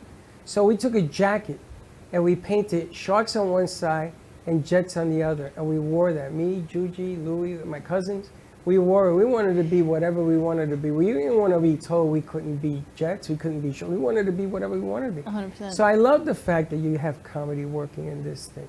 You know, education, people need to get educated. They need to listen to the education. I think the problem with it is that everybody's educating everybody. Nobody's listening. You know, maybe God should have gave us 4 ears, because 2 ain't working. Yeah, actually, one of our actors said it best. I can't quote him exactly, but Mo, he said something along the line of, our culture has become dependent on sound bites and short information, you know, and within that, you can't really navigate that. That's just, it's very hard, you know. You piece things together. It's like a puzzle, and you know, I think it's Yeah, but what you had said is really where the essence is. It's about connection. It's about relationships, and that's the way that we're going to change the world. And so every screening that we go to, we always make sure that we try to connect with the audiences, connect with them on an important, like, physical level, and so to one person at a time, you know, change the world. If I do a short video on how to change a flat tire in 30 seconds, I bet you a lot of people wouldn't watch it, because they're going to end up ramming into the side of a building. Because you can't learn anything in 30 seconds. You have to learn. You have to really want to make the effort. You gotta see something maybe once, maybe twice, and sort of understand what the message is. And then you have to define your message on this thing. And you got to realize, if you're a parent, you got kids, you're the role model, man. You know, grow up about this already. And I tell these kids in here, it says you are tomorrow's future. And think about this, what you think is going to persuade the younger minds. So be smart, make smart decisions, watch smart things. Doesn't always have to be clean, it could be funny, it could be whatever, but be smart about it. Yeah. What did your family think? Because you are a huge, diverse crew, cast and crew, right? Again, 10 years ago, different times, you grew up Muslim, you grew up Jewish, Israeli, then you've got everyone else you talked about. What was your family's comments, support, non-support? Well, that's my whole thing in my shorts. My family, they're all physicians, and so I was like disowned, basically. Not really, but yeah, I was always hated. Like every time I'd do anything with movies, they'd be like, "Hey, when are you gonna take your MCAT, man?" Or now, and then they switch it to LSAT. They're like, "You can take the LSAT now." When's the LSAT? So they were really not supportive, and it's funny because I lead a film grant, the first American Muslim film grant, and my whole goal is just to tell like aunties and uncles to support their kids, you know, because it happened to me. And I think it's not just with Muslims. I think with any ethnicity, they're like, do not be an artist, you know. But they didn't really super accept my job until I got the UF job because that was a real job. But I get it because, you know, my family just wants me to be able to support myself and not be a starving artist. But the most beautiful story that I have is, so my mom, she was a single mom, and she raised me, and she was really concerned about me being an artist. And she was super against me being a filmmaker, but she happened to come to Americanish the day of the engagement scene, and that was like 80 people, and we were all like running crazy, and I was in the center directing everyone, and she goes, "Wow, this is a real movie." I'm like, "Mom, what did you think I've been doing this whole time?" And you know, my mom was retired, and she actually donated funds to me that day, and that's the day that she's changed. And she's like the #1 fan. She's like, "I don't know why people are not watching this movie." She's like, so they've definitely come around. But I heard you were a doctor. No, I'm doctor of comedy. Yeah. Oh, thank you. Yes, I'm going to use that. I'm going to take it. Yes. And with me, I grew up in Turkey most of my childhood, so you know, it's a different kind of intersectionality. Obviously, the Muslims in Turkey have nothing to do. I mean, of course, they're Muslims, but American Muslim experience is so different. It's totally different, and I learned a lot through this film, through Iman, through Isa, through the community, how different it is. Because even my view on the cocoon that I grew up in Turkey, we had at that time about 20,000 Jews living in Turkey. Now it's 10,000, maybe less even. Wow. Yeah, so it's shrunk. However, you know, most of my friends were from different backgrounds. And my mom being a Latina, you know, she's actually a Argentinian. So I was in a very unique environment where most of my friends were half this, half that. And in some way it was great. In some other ways, I think it gave me a view of the world that is not as present as I would hope, you know, in most environments, you know. Not to change subject, but even in festivals, there's a lot of, you know, division within festivals, you know, and you know, my only hope is to make films to share with audiences that can see the message of intersectionality and how we are similar in many ways, and our differences are also can be appreciated if we do have some. But that's the gift, man. Yeah. You get to do that. I feel like they're the white flag in all these films and on all these festivals. You're like, here you are, this diverse, this culture, this cast and crew of everyone that you could possibly think of, and here's the white flag of we're all the same. If you could just hone in on some comedy and understand and put your differences aside for 90 minutes and see we're all the same. And that's what I think we're missing. So I'm so glad that you guys are here, that we have the opportunity to see this. And Rochelle, you know, that she had to do her due diligence and watch the movie. And I know she went back and forth with the three of you guys, for you and Royce, like crazy. And she finally watched it, and she says to us, "This is probably one of the funniest movies I have ever seen." What? That's amazing. And she said, "I'm not just saying that." She said, "One of the funniest movies." She said, "It's not about being Muslim women. It's just a rom-com. Right. It's about, right, and Rochelle's Jewish, and her whole big community is in Delray. But it's about being a mom and kids and rom-com and getting married and having careers and being a career woman." She said one of the best movies ever. Oh my God, that means so much, Rochelle. Okay, Thank you, Rochelle. Yes, thank Hope you, you're listening Rochelle. to this. She's in the movie, but she's been owning a 35 movie, years, right? 35 years. Wow. She's seen every movie that goes through there. And she looked at me, she says, "This is really, really good." And I looked like her at her Okay. Would we ever send you anything not really, really good? No, I wanted to take credit, but I hadn't even seen the short on it. I said, of course it's good. What do you think? She says, no, you don't understand. I don't understand. This is Saturday night. You got to see this. And I says, I'm going to be there. I'm going to be there. But I'm so glad. it's an amazing accomplishment, you know, and this whole week, starting yesterday, tomorrow, Saturday, and Sunday, this is all about the reach of accomplishing something and looking back and saying, man, that was good. 10 years makes this even a more wonderful story. Thank you. Because if you had done it in 1, it wouldn't have the same impact. Agreed. That you Agreed. have in Yeah. 10. Yeah.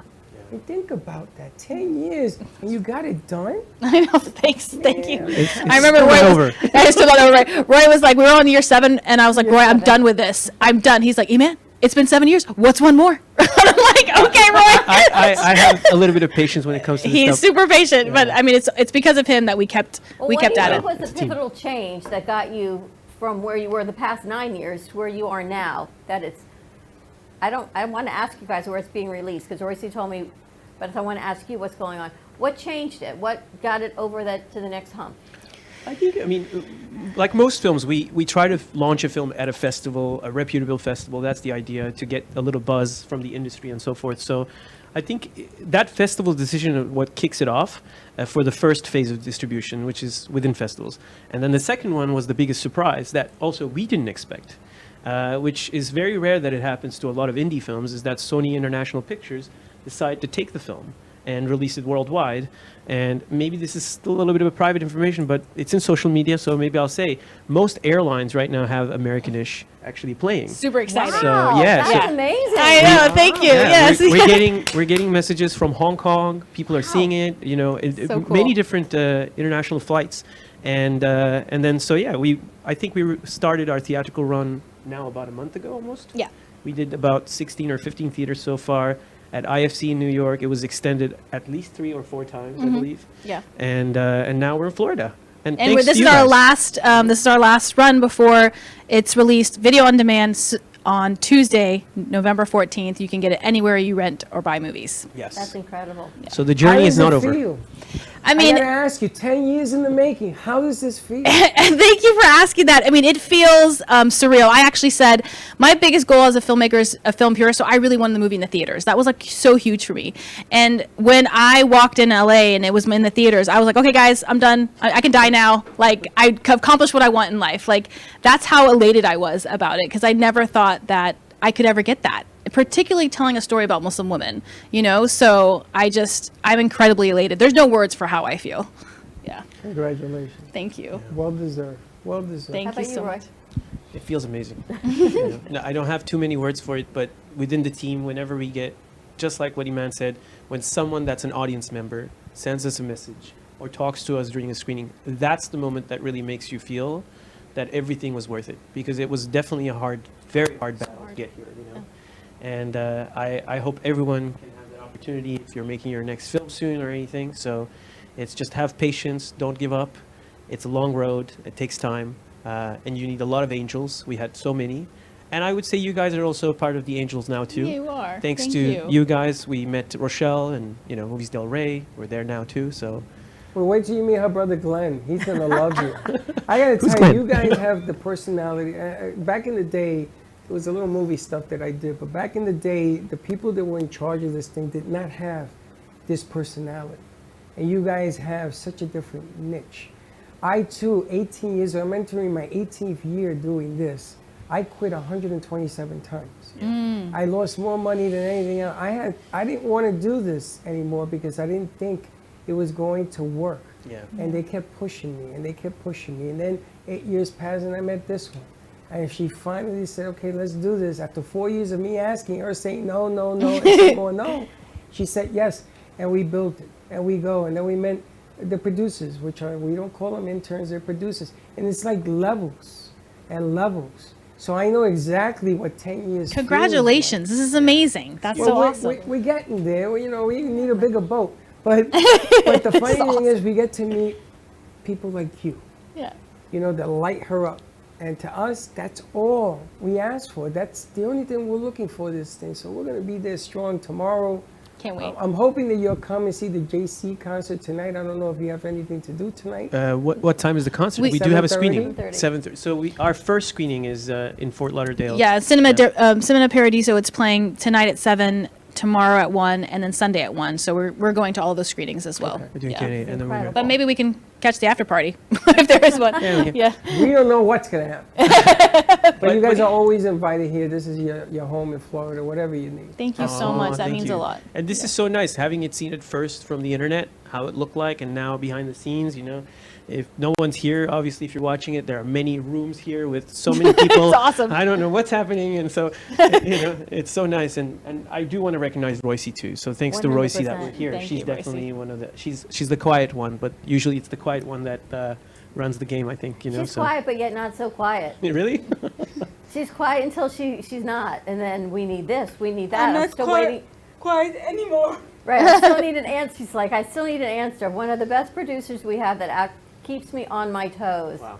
And pushes until I give her an answer as to a date or what we're doing, or here's the bio, did you get the bio? Here are the questions, did you get the questions?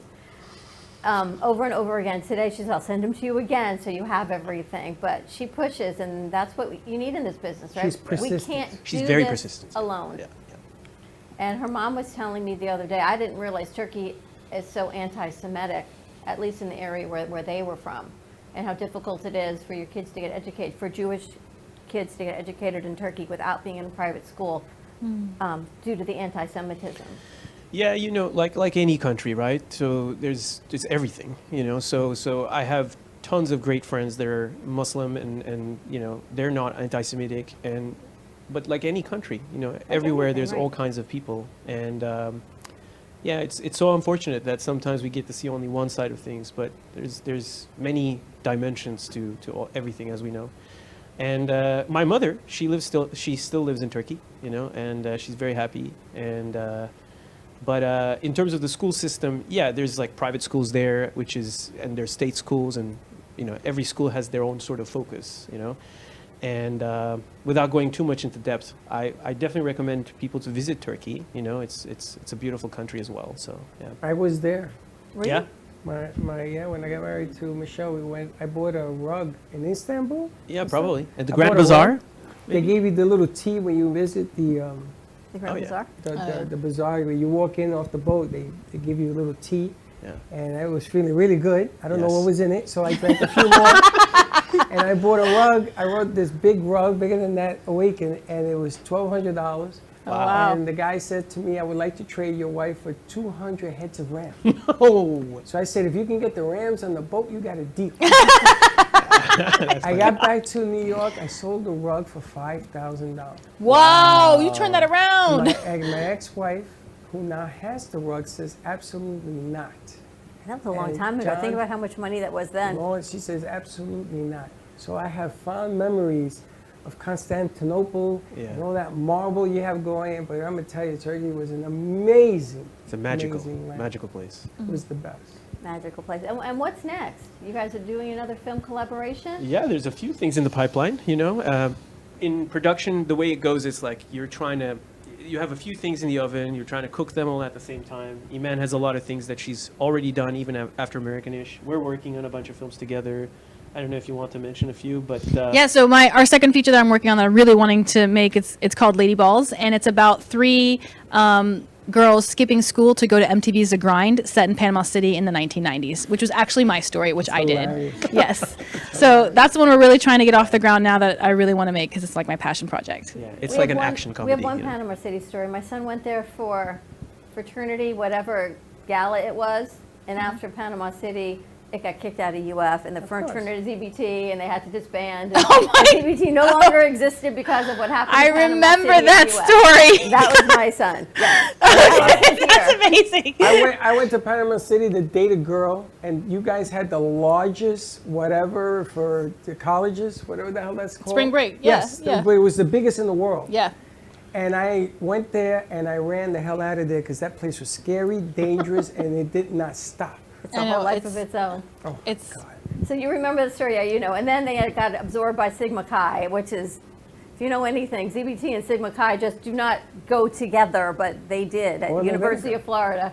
And it all worked at the end. But nice. What a drama that one was. I know, exactly. Someone threw something off a balcony or two and hit someone on the bottom, and it was, What? Yeah. I don't know that story. I mean, neither. I don't want to know that story. I want to know what flights is the movie on. So it's on Air Canada, Virgin Atlantic, Cataway Pacific, and Emirates. So far as what we know. So far as we know. We don't, like, Sony, because they own the film, they kind of just do their thing, but we don't really know what it is, so we just keep on getting pictures of different airlines.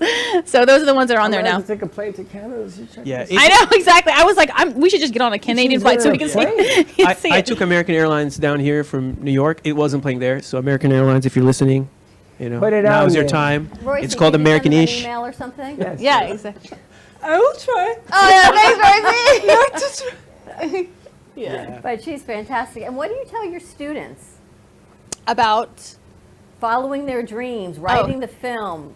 How do you keep them motivated? Patience, right. Well, so they're very excited because I think I'm probably the only UF faculty that's ever like had a movie in theaters that's been a director. So they're really excited. I actually took 14 of them to the Americanist premiere in LA, which was insane. And my college supported me. It was so cool. And so we did a whole tour of LA. We went to Netflix. They were at the premiere. So they were super excited. And so they always say, like, I'm so happy that I have an accomplished filmmaker that I'm learning from, because usually in colleges it's like something from, they're more teaching instead of doing.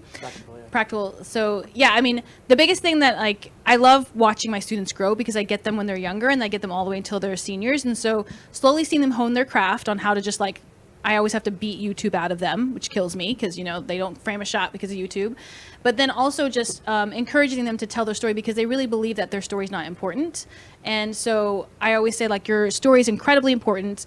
Someone wants to learn from it, someone wants to hear from it, no matter what your background is, and it's unique.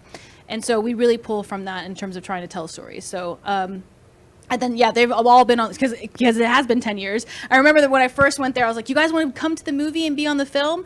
And it was 5 years later, we didn't shoot it. They're like, when are you making this movie, man? When are you making this movie? So for 10 years, I've had some students from every year, on the film in some way. That's so amazing. It's been really great. It's But hilarious. I know, and I'm like, okay, let's move on. I'm ready to move on. Let's move on to the next movie, And So yeah. I don't have students. I don't teach at a school, but I have a lot of young filmmakers that I work with or meet or sometimes be the mentor. And I always say, I have to remind them that the currency of any film is actually the people behind it. So number one is definitely you have to surround yourself, just like you said earlier in this conversation, with the right people that you can blossom, partners, And but the other thing is, have a patience and be open for change. I think that's very important. It's good to stay true to your vision and everything, but sometimes, things can change and the world changes. Sometimes you might have to respond to that. Publicists and marketers and distribution people, they have wisdom in different ways that we don't as artists. And so sometimes their recommendations go a long way. So, I think don't give up, push through. 10 years, it could take that long. Don't give up. Look, sometimes it takes 20. How do you stay so cool about it? Is he always this cool? Yes, Roy I have no is. choice. No, Roy is a special person. No, you're the special No, one. he is always super calm, always so positive. I see that. And Really? Wow. me and my co-creator from this film, we're like sisters, but we fight a lot. And it was always Roy and Paul that always had to calm us down and step it back. And he never gets frazzled, and that's why he's an amazing producer. Mwah. Such an amazing person. Yes. Because you have a lot of personalities to balance. I guess that's what it is. It is complicated. There's behind the scenes. What happens, at home is different than obviously probably here. Just like most of us, we play a little bit. But yeah, it's. I'd like to think that I'm usually the person that's the negotiator between people, linking them up. I think that's the key.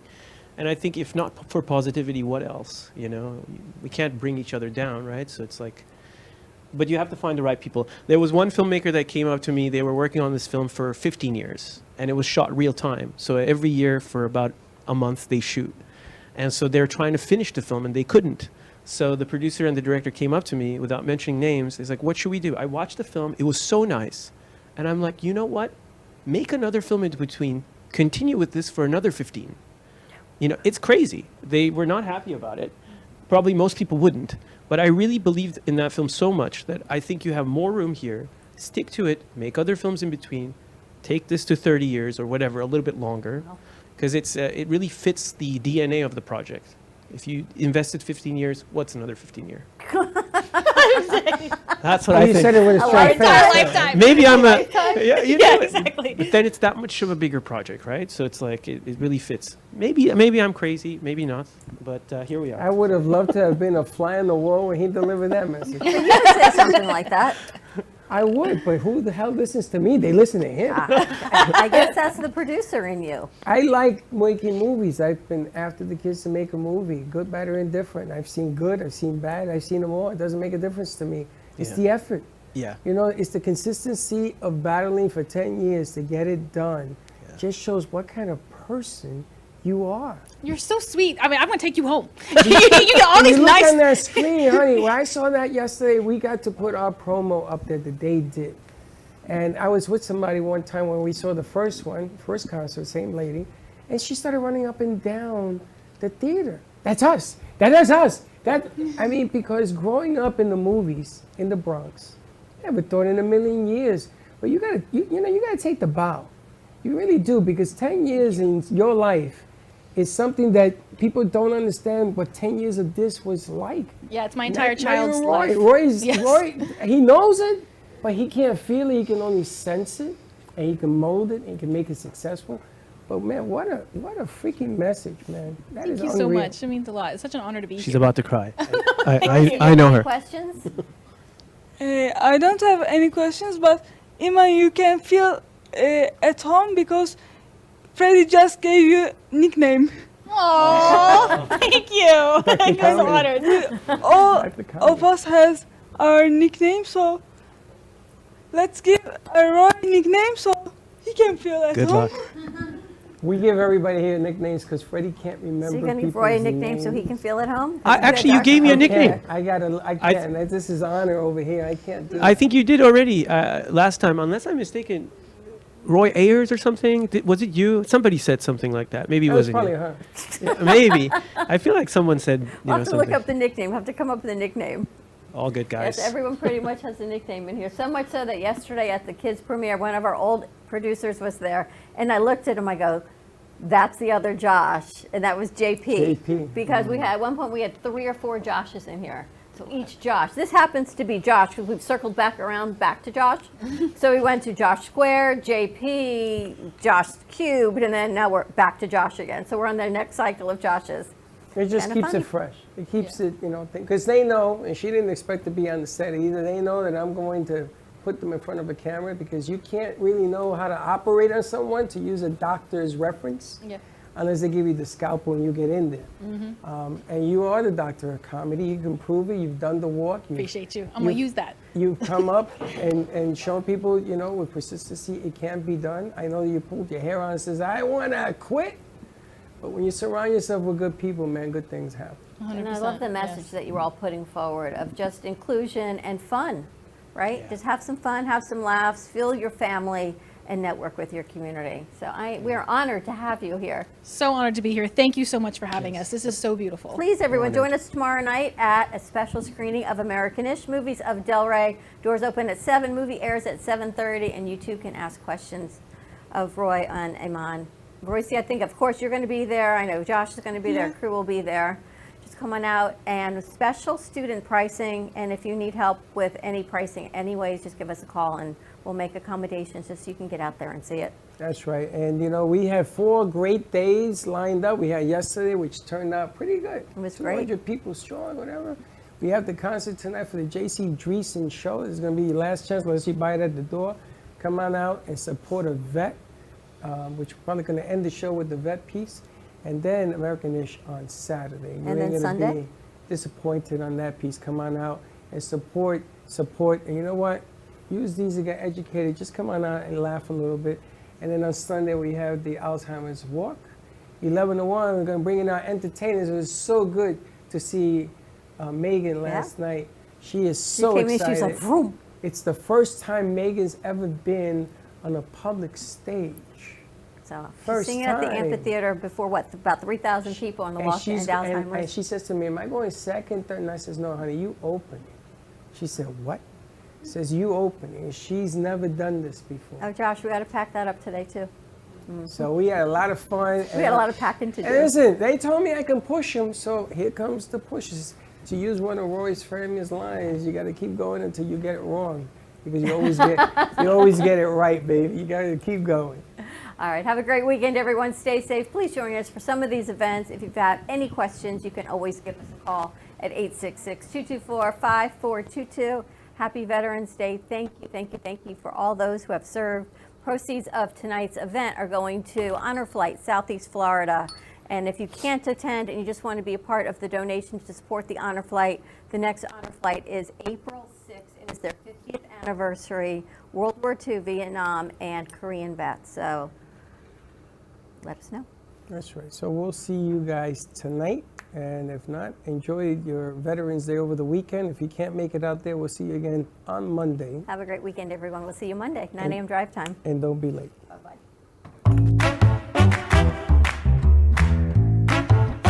Well, that's about it for today. Even though the show's over, the Broken Cafe is always open for business. You're invited to join the fun every day from 12 to 2. If you missed some of the laughs from today, Dawn and Freddie S. will bring you more good cheer next time. You can follow the Brooklyn Cafe on Facebook at the Brooklyn Cafe TV to rewatch every minute of the show. We'll see you next time.